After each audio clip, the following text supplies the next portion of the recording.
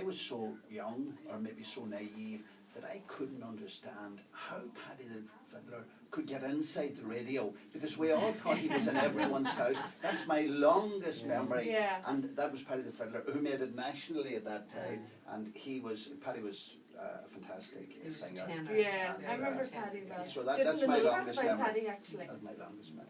And you know they were called the Fiddlers, but they weren't. The father wasn't a fiddler at all. He played the banjo. But sure, you could tell those stories about that. When I'm away, you know, and they can't get away with all these nicknames we have up here. And I do say, you know, Evelyn the butcher's a hairdresser. I says, and John the barber used to fix our television. And Peggy the baker drives a taxi. So they can't, I know. But that's get away what with makes it, our you know. community unique, isn't it? Josie the baker was a joiner.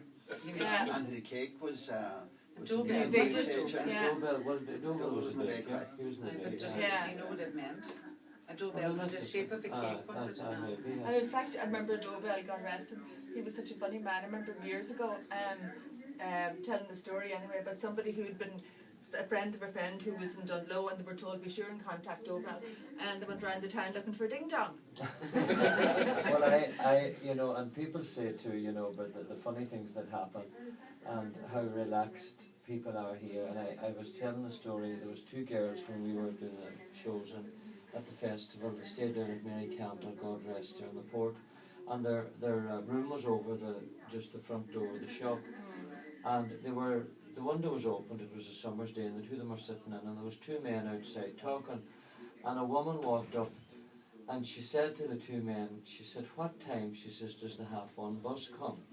And they said, "It'll be here about 1:45. And not one laughed, not one said a thing. She walked on, and the two girls are from England. They could not believe, they told me that night, the conversation had, they couldn't believe what they were after here. The 1:30 bus will be here at 1:45. And nobody batted an eyelid. That's the magic of Donegal, isn't it?